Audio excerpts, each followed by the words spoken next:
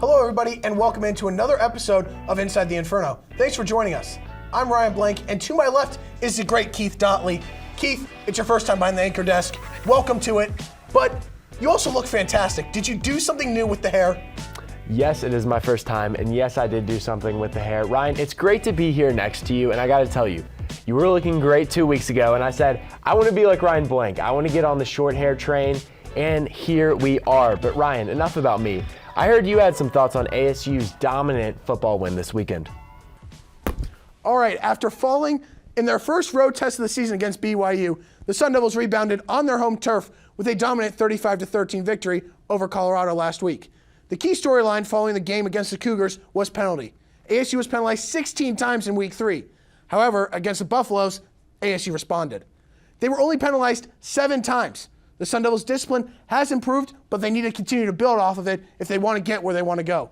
The defense, they proved why they are the best in the Pac-12 and one of the best in the country. ASU surrendered only 67 yards through the air, and they also dominated the line of scrimmage with 3 sacks and 8 tackles for loss. On the season, the defense is holding opponents to a mere 16 points per contest. As for the offense, it has been run heavy all season long, but it was challenged last week. The Buffaloes held Rashad White and Daniel Ngata to under 4 yards per rush, but Jane Daniels got it done with a team-high 75 yards and 2 touchdowns on the ground. White did find the end zone once, but it was redshirt freshman Elijah Badger scoring his first collegiate touchdown on his first career carry. With Badger and Daniels making a difference on the ground, the rushing attack becomes even more dangerous, along with White, Ngata, and Chip Trainum. The passing game was at its best all season long last week, with Daniels recording a season-high quarterback rating. Ricky Pearsall recorded a touchdown pass on a double pass from Daniels as he connected with White for a 30-yard score. The Sun Devils' passing game has consistently improved, but it will be needed to be at its best this week at the Rose Bowl, going against a UCLA defense that is top 5 in the country against the run. Now, let's head over to Griffin Greenberg, who has everything you need to know on ASU's matchup against UCLA. Thanks, Ryan. And yes, as we know, ASU got that bounce-back win against Colorado, like you mentioned, but UCLA also got a bounce-back win as they beat Stanford last week in another UCLA game where the offense dominated. This is a highly anticipated matchup between the Sun Devils and the Bruins that should be an interesting one to watch. Arizona State has to be ready for this fiery Bruins offense. UCLA has put up at least 35 points in every game so far this season, and they're coming into this game ranked at number 20 in the nation for a reason. Star quarterback Dorian Thompson-Robinson has thrown for over 250 yards in each of his last 3 games and has 8 touchdowns in those games. DTR leads the Pac-12 in average passing yards per attempt at 10.3 and is tied for first in passing touchdowns. And while ASU has some questions at who their number 1 go-to guy is at receiver, UCLA does not, as DTR usually hits Kyle Phillips, who is already near 300 receiving yards on the season and has 5 touchdowns. But ASU's passing defense has held their own this season, allowing under 125 passing yards per game, which is 5th best in the nation, thanks to the help of Darian Butler, who has put together an impressive 27-tackle, 2-interception season so far. The Bruins also have running back Zach Charbonnet, who's a big contributor on their offense.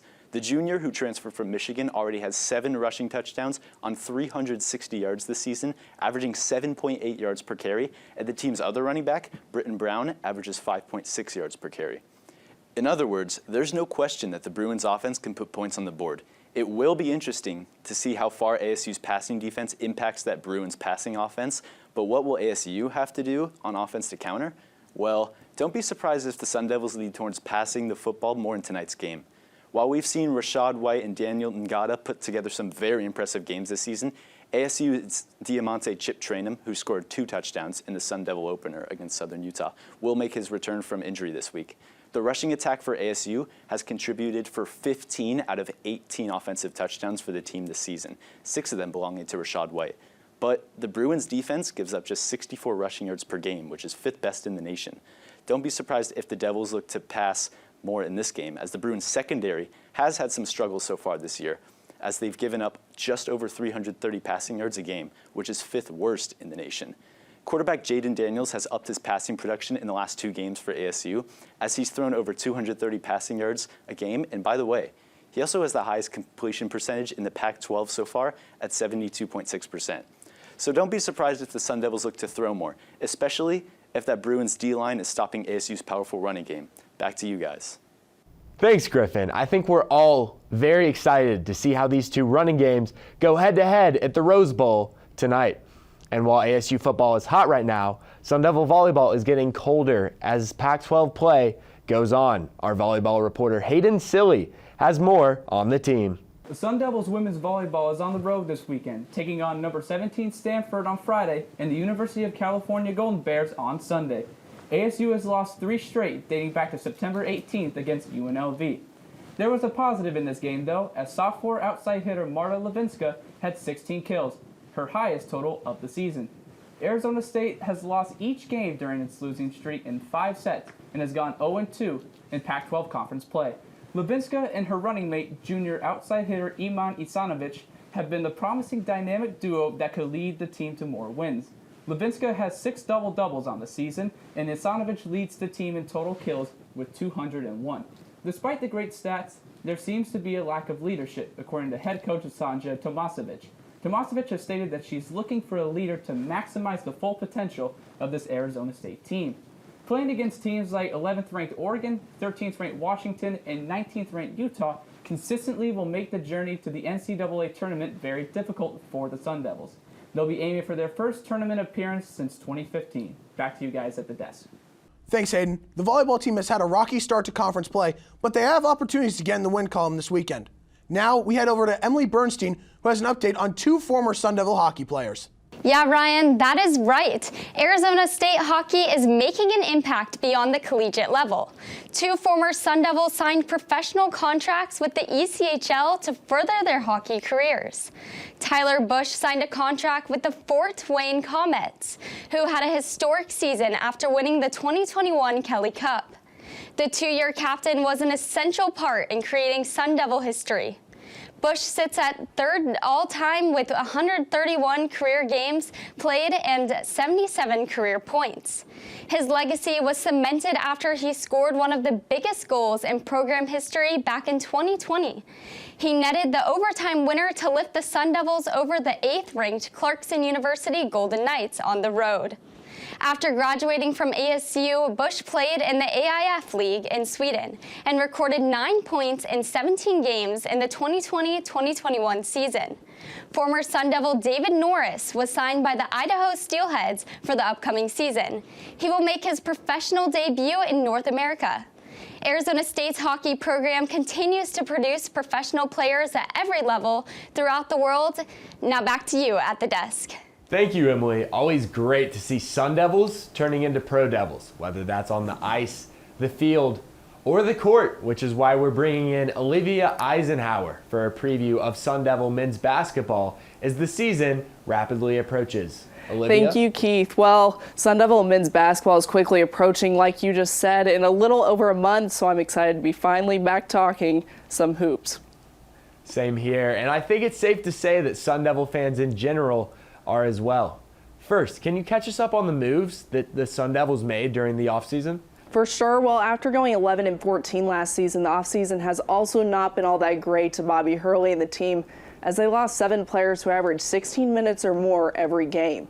This including 3 huge scorers with number 1 overall transfer Remy Martin, who averaged 19.1 points heading to Kansas, Josh Christopher at 14.3 points, who is now with the Houston Rockets, and Alonzo Verge at 14, who is now with the Nebraska Cornhuskers.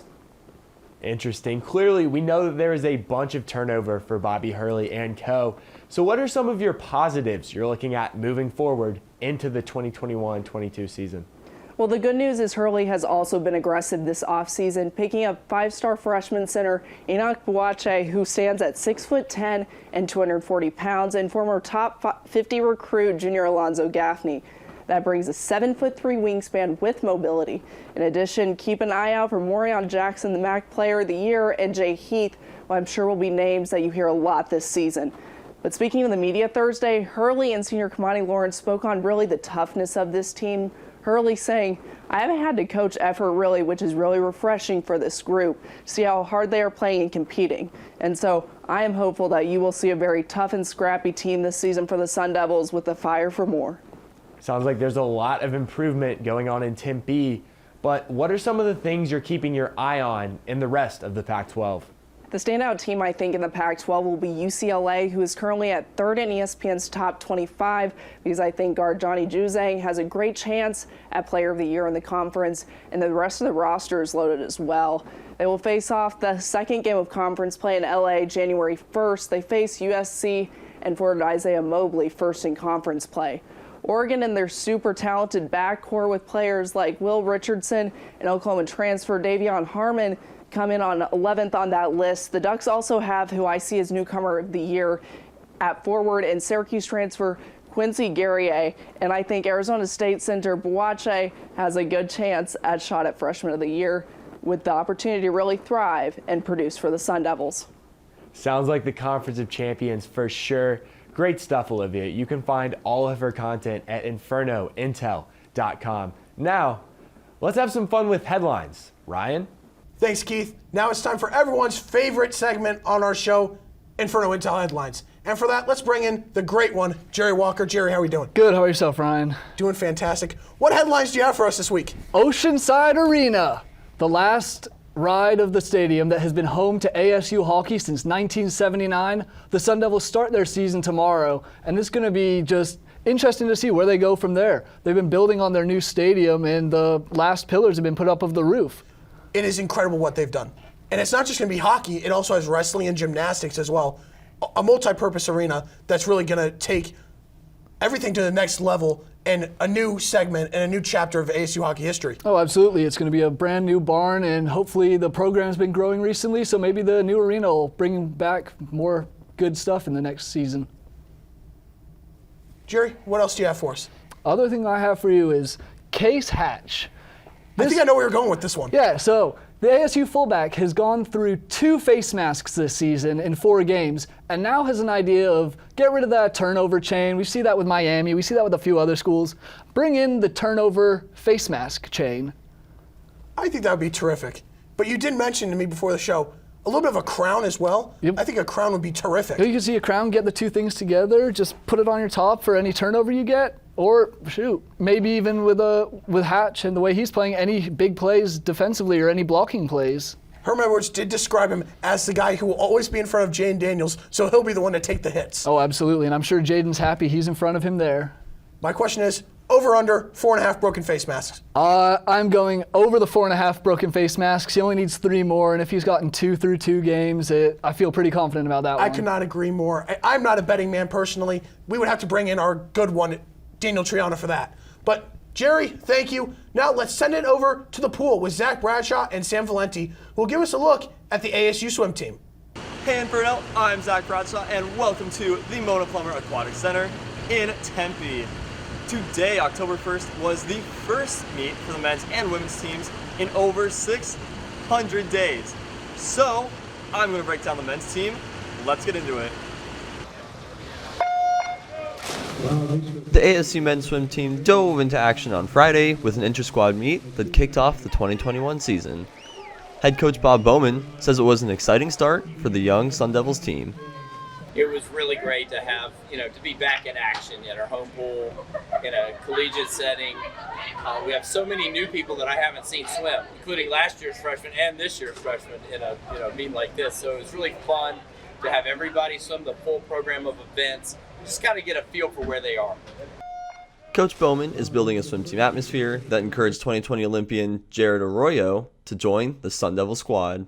Actually, one of the reasons why I wanted to come to ASU is because Bob wanted to build a culture of excellence. And now for the first time, we actually have the full culture of excellence program ready to go. And so I'm really excited and just really pumped to be a part of that and to help it grow. It's a culture of excellence that freshman Dylan Gravely admires for quickly helping swimmers build powerful bonds. We're all really close already. It's only been a month, and we're all really good friends, and we get along great. It's everybody's on the same level, There might be people with different qualifications, and they have different times, but we're all here. We're all a team, and the team's just so strong, and I have a feeling we're going to have a great year. The unity of the swimmers gives the team big aspirations for the season moving forward, including getting ranked in the NCAA Top 25. The ASU men's swim team will have their first meet right back here in a month on November 6th as they host the USC Trojans. For Inferno Intel, I'm Zach Bradshaw. Life is cool in the pool. We'll see you in the water. Hey there, Sun Devils! This is Sam Valenti here with Inferno Intel, and we're going to be checking out the women's side of this swim meet, who haven't competed in 600 days. So let's check out the action. The ASU women's swim team finally got back in the pool, and they were super excited to compete.